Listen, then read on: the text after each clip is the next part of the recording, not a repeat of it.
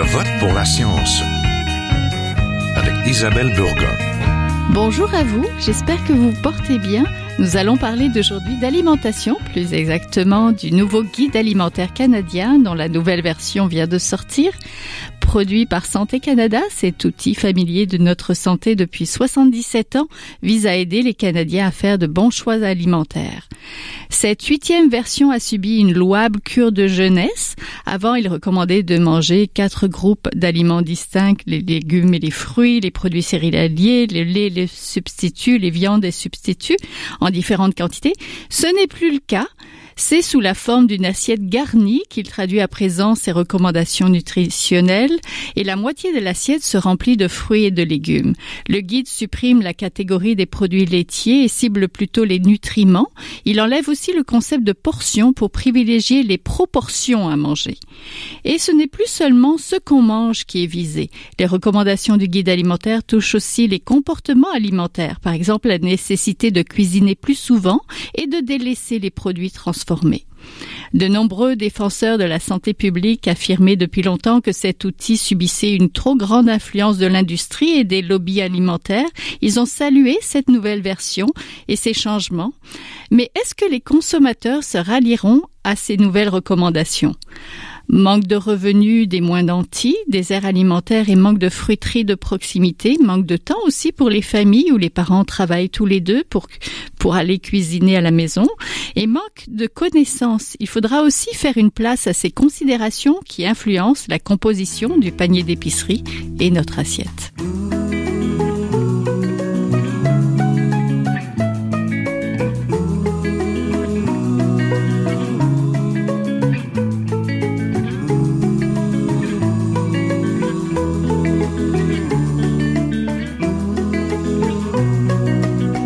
Pour parler des changements apportés au guide alimentaire canadien, je suis en compagnie de Paul Bernier, présidente de l'Ordre des diététistes du Québec. Bonjour.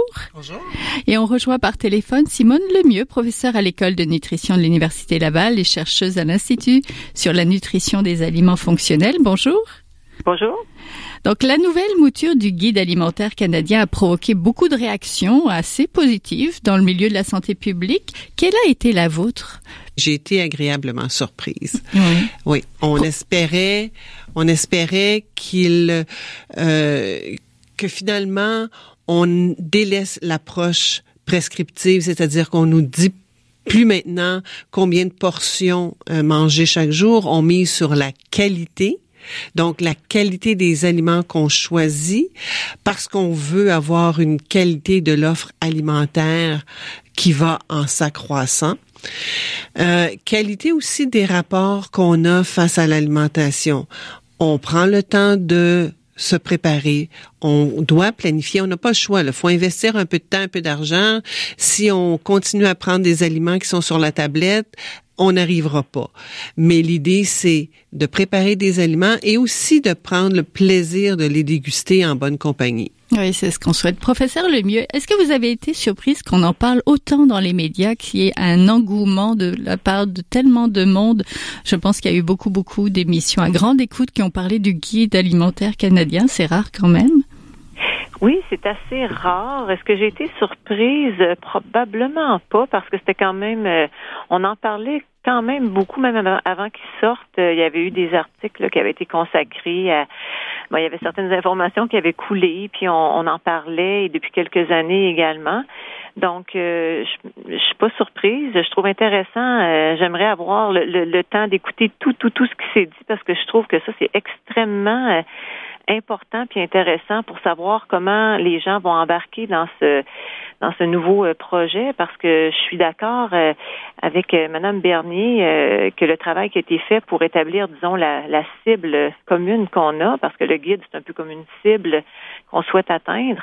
Je pense que le travail a été fait de façon extrêmement rigoureuse, et je salue là, tous les gens qui ont investi leur énergie là dans ce travail-là, que ce soit d'aller chercher les données probantes, d'aller aussi, puis je pense qu'il faut pas oublier de le mentionner, il y a eu des consultations aussi auprès du public, des groupes de discussion pour voir comment, quels seraient les meilleurs mots, les meilleures expressions à utiliser quand on transmet nos messages et tout ça.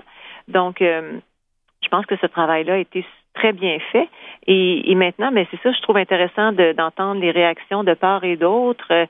Puis c'est ce qui va peut-être aussi nous indiquer à quel point les gens vont suivre ou pas le guide. Là. Puis je pense qu'il faut rester très attentif à ce qui se dit, puis pas seulement nous les experts on se prononce. Là, puis je pense qu'il y a quand même un consensus auprès des gens là, qui sont les experts de la nutrition, de la santé publique. C'est assez positif, mais je pense qu'il faut rester attentif à ce que les gens qui sont pas des experts de la nutrition, mais qui ont aussi leur mot à dire. Je pense qu'il faut rester attentif à ce qu'ils expriment. Oui, Madame Bernier, vous voulez réagir? Effectivement, le taux d'intérêt qui a été généré par la sortie du guide est phénoménal et ça démontre bien à quel point ce guide-là a un taux de pénétration élevé dans les foyers. Tous les parents ont vu l'ancien guide alimentaire sur leur frigo à un moment donné. Donc, je mise beaucoup d'espoir sur les jeunes. J'ai interpellé, j'ai souhaité que les ministres de l'Éducation partout au Canada réintroduisent des heures de formation pour que nos jeunes développent les compétences et apprennent à s'alimenter. Et je souhaiterais que, comme il se fait dans d'autres pays, qu'il y ait des cantines dans les écoles où c'est bon manger et on développe le goût de bien s'alimenter. Donc, notre grand espoir est sur la jeunesse. Il y a beaucoup d'adultes qui sont très sensibilisés, puis c'est par le battage médiatique qu'on le réalise. Et il y en a qui d'emblée disent, moi, je suivrai jamais ça. C'est correct, c'est un choix personnel, mais je suis une personne plutôt optimiste et je pense que les gens vont voir ça justement comme un guide, pas comme une chose à faire tous les jours, mais des habitudes à développer tranquillement.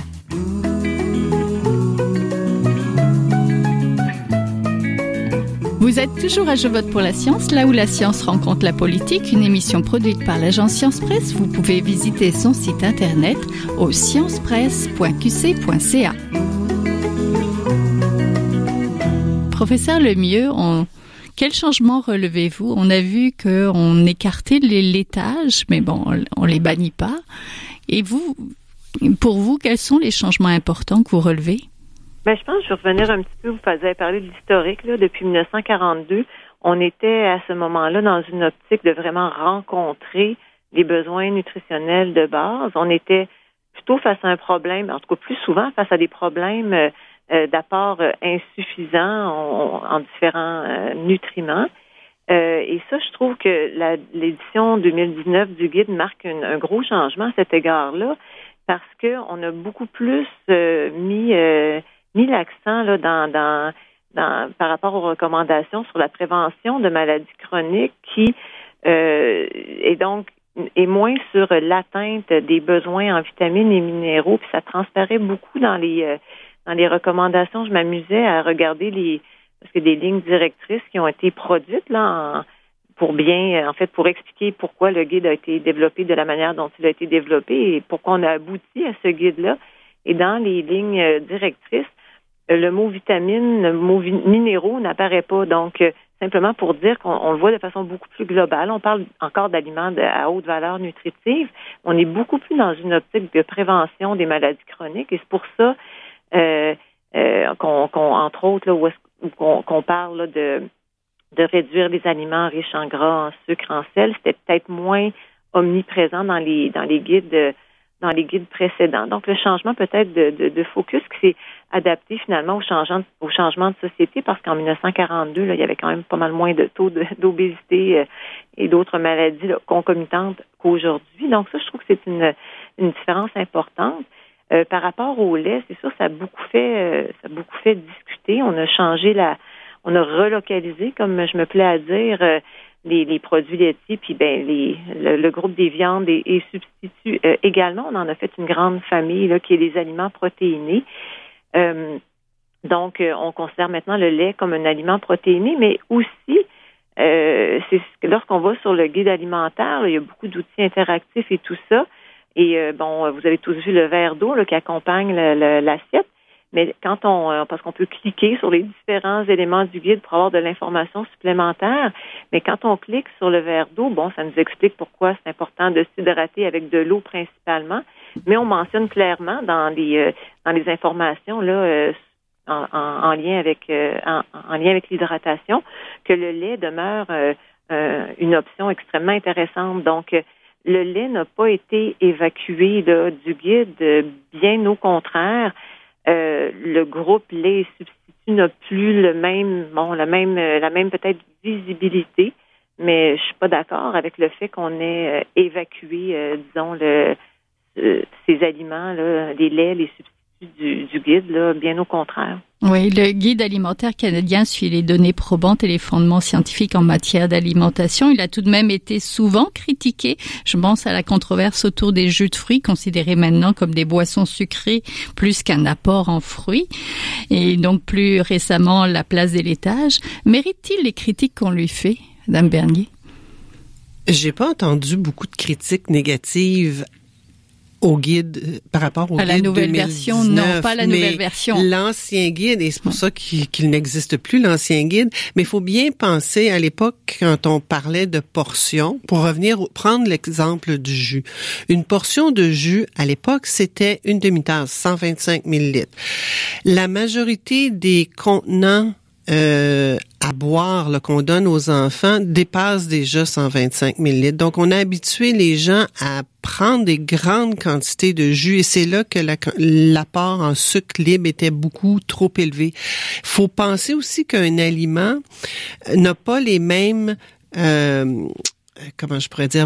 nutritive ou n'est pas regardé par l'organisme de la même façon s'il est pris dans un jus ou dans sa matrice originale qui est le fruit. Parce qu'il y a plein de composés dont on ne connaît pas encore l'existence ou le comportement biochimique ou physiologique.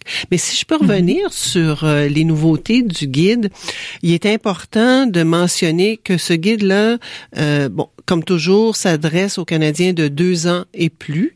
C'est pour la population en santé. Bien sûr, il va être utile aux personnes qui ont déjà une maladie chronique, mais en aucun temps, ce guide-là doit remplacer un plan de traitement individualisé fait par une diététiste nutritionniste, parce que là, il y a des préjudices qui pourraient être apportés à la population. 2 autres changements majeurs, c'est que en cliquant, comme Dr Lemieux le dit, un peu partout dans le guide, on se rend compte qu'on peut avoir accès à une banque d'informations sur l'activité physique et une autre banque d'informations sur l'environnement. Et c'est donc que le guide considère que l'alimentation et les meilleures habitudes de vie, c'est un tout. Professeur Lemieux? Je trouve ça intéressant de voir qu'on évolue. Puis dans la mouture 2007, on mentionnait, prenez surtout des fruits et légumes entiers plutôt que des jus. Donc on avait fait un pas dans cette direction-là. Et je rappelle aussi, comme le disait Madame Bernier, que la portion de jus dans le guide et la portion de jus réellement consommée, il y avait un grand écart.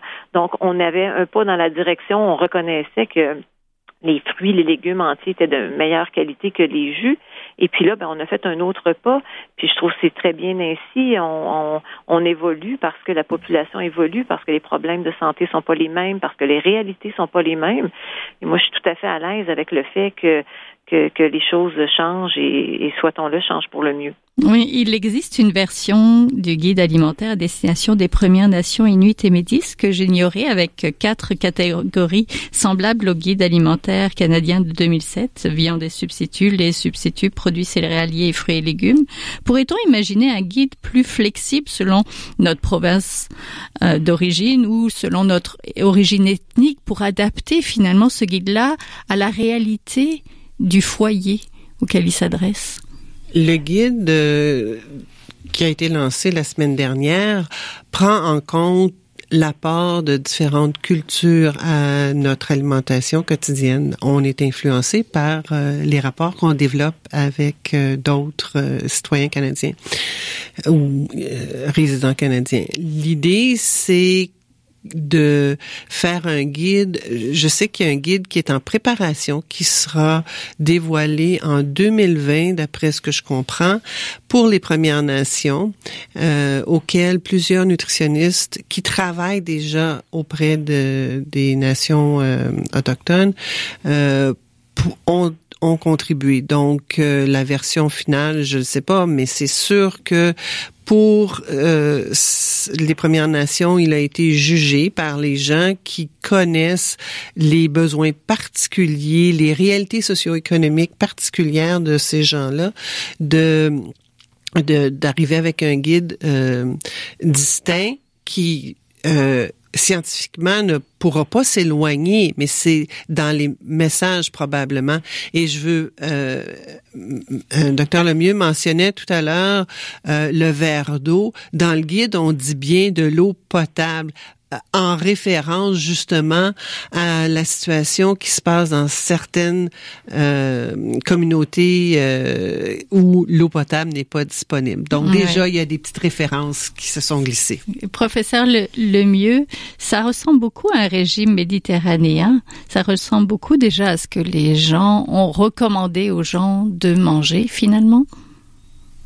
Ben, il y a des similitudes, là. C'est sûr que le régime méditerranéen, là, selon où on est aux abords de la Méditerranée, là, il y a quand même certaines fluctuations, mais bien entendu, là, l'abondance de fruits et légumes, les grains entiers, les protéines d'origine végétale, là, sont quand même omniprésentes, mais quand même.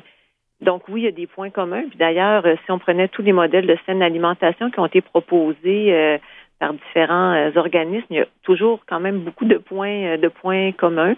C'est certain que dans la façon d'en arriver au modèle proposé, c'est assez différent parce que l'alimentation méditerranéenne, ce sont pas des scientifiques qui se sont assis ensemble pour décider qu'est-ce que c'est l'alimentation méditerranéenne, mais c'est bien plutôt une observation de ce que faisaient traditionnellement les gens qui vivaient aux abords de la Méditerranée.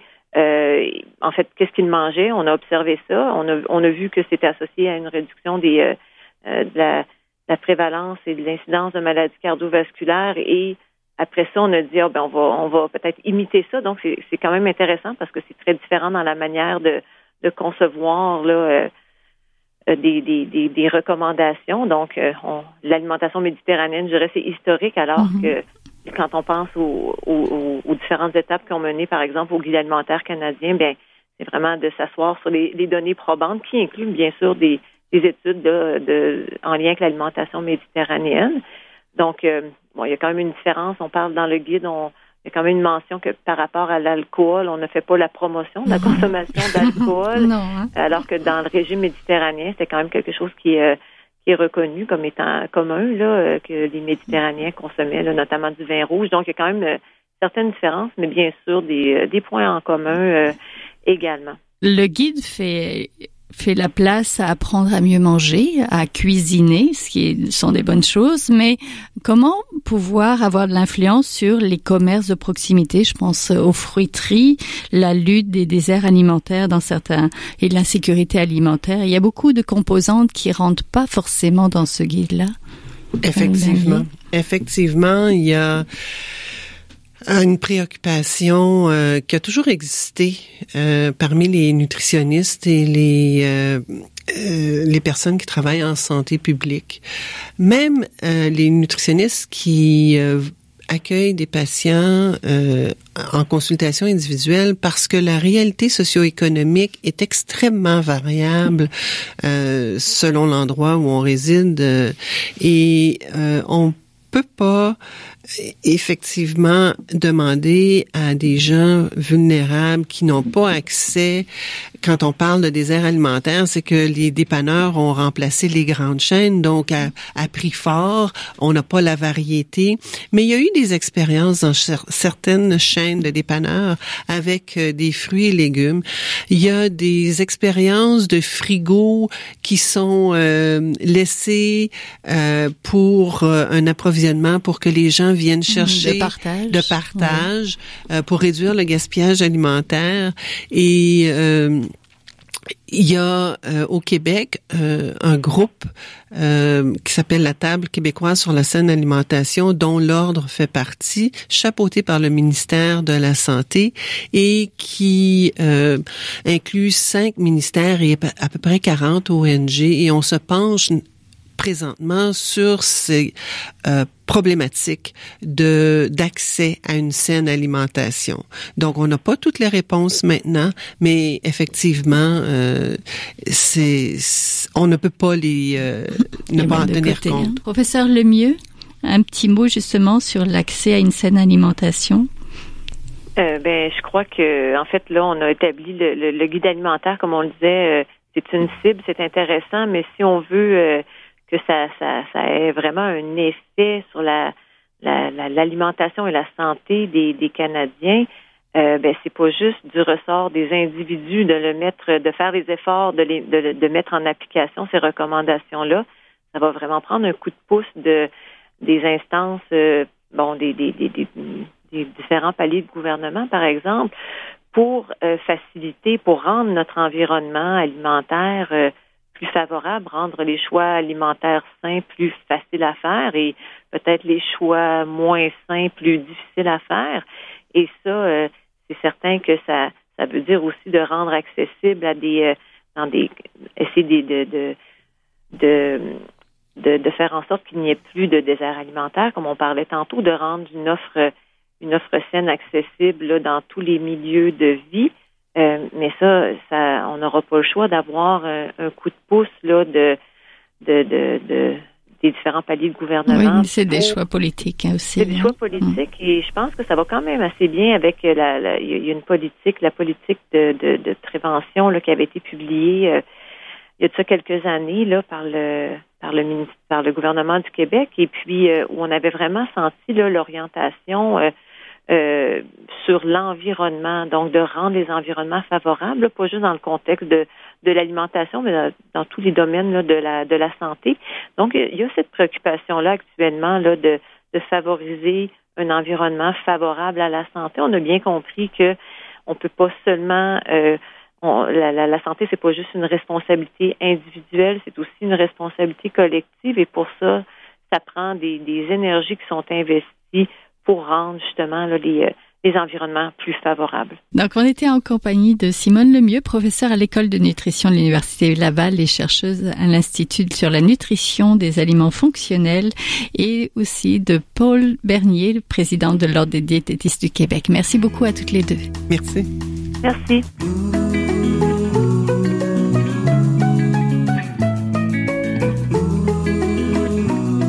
C'est maintenant le temps de passer le micro à notre scientifique éditorialiste, là où un chercheur réagit à un sujet d'actualité. Bonne écoute. Bonjour, mon nom est Yann Giroux, je suis infirmier clinicien à l'hôpital Maisonneuve-Rosemont et je suis aussi étudiant à la maîtrise à l'Université de Montréal en sciences infirmières aussi. Aujourd'hui, un gros sujet, la vaccination contre la grippe. On est en plein dans la période où on souhaiterait vacciner le plus de personnes possible. Et le début de la campagne a été marqué par une petite chicane entre l'Institut national de santé publique du Québec et la nouvelle ministre de la Santé, Danielle McCann. La ministre, c'est comme, on dirait un peu mouillé en disant les nouvelles recommandations, on les suivra pas.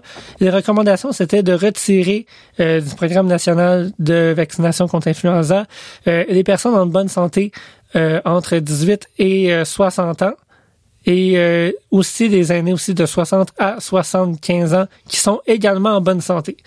Ces recommandations-là viennent à la suite d'une étude assez rigoureuse, qu'on va dire.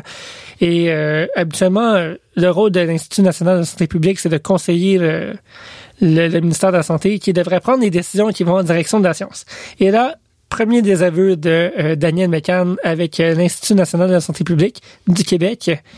Et est-ce que c'était fondé? Est-ce que c'était bien de faire ça? On va regarder nos arguments qui sont pour et nos arguments qui sont contre à l'instant. Donc, le but du programme, en fait, c'est de diminuer les hospitalisations et la mortalité chez toutes les personnes, qu'elles soient en bonne santé ou avec des maladies chroniques.